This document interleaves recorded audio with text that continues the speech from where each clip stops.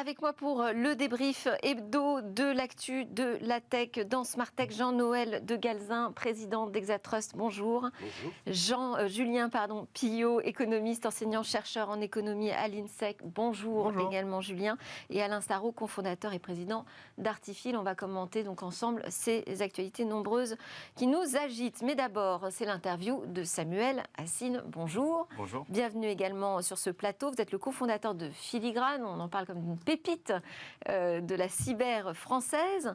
Vous allez plus précisément nous expliquer cette solution donc française qui s'impose en ce moment comme un standard dans le partage de renseignements au niveau international pour faire face aux menaces cyber. Alors avant d'être start-upper, vous étiez actif au sein de l'Agence nationale de sécurité, de cybersécurité, l'ANSSI. Vous étiez responsable de l'analyse de la menace et des risques et c'est là qu'est né ce projet de plateforme pour stocker, organiser, visualiser, partager des informations qui sont utiles à l'agence pour mener à bien ses activités de cyberdéfense. On trouve quel type de données sur une plateforme de partage de renseignements qui lutte contre la cybermenace internationale ?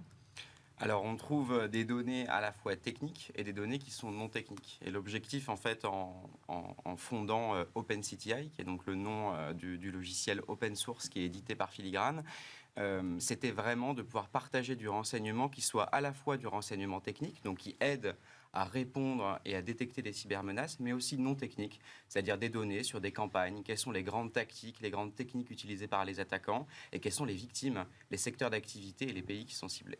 Donc, au départ, cette solution est conçue pour les besoins de l'agence, et puis vous décidez d'en faire une start-up. Pourquoi ? Alors, effectivement, cette solution, l'idée est née à l'agence, tout simplement parce qu'on avait des problématiques justement pour organiser et stocker et aussi diffuser et partager ce renseignement. Parce que dans le domaine en fait de l'analyse de la cybermenace ou du renseignement d'intérêt cyber, on n'a jamais l'ensemble de la solution. On a toujours besoin d'alliés, on a toujours besoin d'échanger en bilatéral, en multilatéral. Et donc cette solution a été aussi créée pour pouvoir disséminer et partager cette information-là. C'est ce qu'elle a de spécifique, c'est ce qui fait qu'aujourd'hui on se l'approprie au-delà donc justement de l'ANSSI et même des frontières françaises. Alors, ce qui fait qu'on se l'approprie, c'est effectivement cet aspect renseignement un peu, on va dire, du sol au plafond, entre guillemets. Donc, oui. Donc cette partie où on a des données très techniques, des données non techniques, et qui permettent aussi à des équipes de se retrouver, c'est-à-dire à des équipes plutôt orientées géopolitiques, à des équipes orientées plutôt techniques. Et quand on a créé, en fait, cette plateforme, initialement donc, en open source et totalement libre, elle a tout de suite été adoptée massivement par des très grandes organisations, très matures, publiques, privées, dans le monde entier. Et simplement de passer de l'artisanat à le développer le soir, le week-end, avec mon cofondateur Julien, on a décidé effectivement d'accélérer aussi parce que les attentes étaient extrêmement fortes de la part de ces organisations. Et vous ne pouviez pas le faire au sein de l'ANSSI, au sein de l'agence ? L'agence n'est pas alors, effectivement, la solution a été créée en dehors de l'agence, entre guillemets, même si on a beaucoup travaillé en interne pour notamment la feuille de route, les besoins, le test, etc. L'agence n'est pas un éditeur de logiciels, entre guillemets, et donc éditer des logiciels, c'est quand même un métier.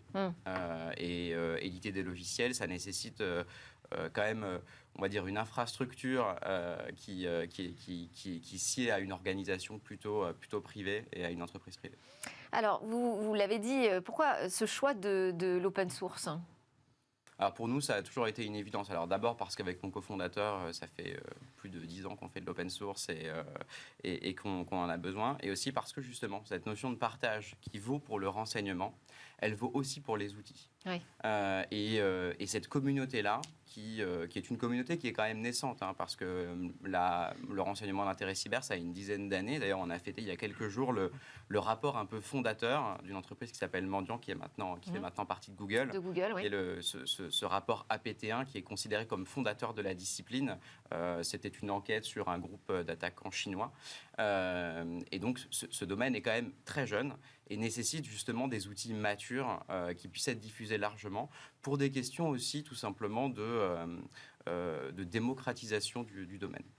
Alors, je vous pose la question de pourquoi avoir créé une start-up, être sorti de l'Agence nationale de cybersécurité, parce que justement, là, vous l'évoquez, cet exemple de mendiant racheté par Google. Là, on a une technologie française qui cartonne, qui séduit de grandes organisations, vous l'avez dit, publiques et privées.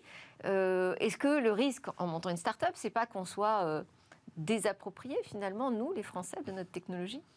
C'est une excellente question. On espère que non, évidemment. En revanche, de créer Filigrane, ça nous a permis en un an de passer de 2 personnes, Julien et moi, en recherche et développement, à 15 personnes en R&D, Oui. plus 5 personnes sur la partie gestion du produit et d'autres parties importantes aussi de la société Filigrane. Donc cette croissance-là, elle permet aujourd'hui de délivrer une feuille de route beaucoup plus ambitieuse. Et pour nous, ça reste une évidence qu'aujourd'hui, OpenCTI se porte bien mieux que dans un contexte à but non lucratif ou juste avec 2 personnes qui s'en occupent, puisque depuis le début, de toute façon, il n'y avait vraiment que 2 contributeurs majeurs, Julien et moi, sur le projet. Et alors, c'est en train de devenir un standard même de partage d'informations, de connaissances sur les cybermenaces, puisque l'Union européenne a publié un texte qui dit que désormais les échanges entre les États-Unis et l'Union européenne doivent respecter certains standards, certaines solutions, certaines méthodes, et l'OpenCTI en fait partie. Absolument. En fait, comment est-ce que vous avez obtenu ça ? Alors ça, c'est sur un domaine qui est très connexe. On pourra en parler tout à l'heure, qui est le domaine de la désinformation et de la lutte en fait contre les ingérences étrangères, notamment dans le domaine de la sphère informationnelle et donc de tout ce qu'on voit, de ce qui se passe en Ukraine, etc. aussi aujourd'hui. Et donc on a beaucoup travaillé parce que la solution aujourd'hui respecte un standard de modélisation du renseignement qui correspond bien aussi à cette sphère-là de désinformation, puisque souvent on voit bien que dans une campagne cyber, c'est-à-dire par exemple si on regarde les élections, ce qui s'est passé avec les élections aux États-Unis et Hillary Clinton, il y a eu autant des choses qui ont commencé plutôt du domaine de la désinformation et de la sphère informationnelle, qui ensuite dérivent vers des véritables attaques cyber. Et donc, ces sphères sont assez connexes. Et la plateforme, en fait, permet autant de connecter en fait, les liens entre des équipes qui font plutôt du renseignement sur des attaques informationnelles et des attaques de cybersécurité. Mais comment il se fait très concrètement ce lien ? Alors, ce lien, pour moi, ça reste très obscur. Alors, non, en fait, si vous voulez, dans les équipes, on va dire, un peu avancées qui font des attaques cyber, il y a un volet informationnel. Il y a un volet des informations. Et on le verra, mais même quand on prépare des grands événements, quand on était par exemple à l'Annecy, quand on prépare des grands événements comme les JO, des élections, etc., il y a toujours ces 2 volets-là. L'anticipation potentielle d'attaques cyber, véritable, et l'anticipation potentielle d'attaques plutôt informationnelles, ce sont les mêmes de campagnes de équipes désinformation. qui surveillent ces 2 types de menaces ? Généralement, ce sont des équipes différentes. En France, on a Viginum qui a été créé il y a de ça 1 an et demi maintenant, mais qui est quand même dans le même giron du secrétariat général pour la défense nationale, du SGDSN, donc qui est finalement au même endroit que l'ANSSI, positionné au niveau des services du Premier ministre. Et donc, ça veut dire que ces équipes différentes, qui ont chacune leur spécialisation, peuvent se servir de cette plateforme pour recouper leurs données ?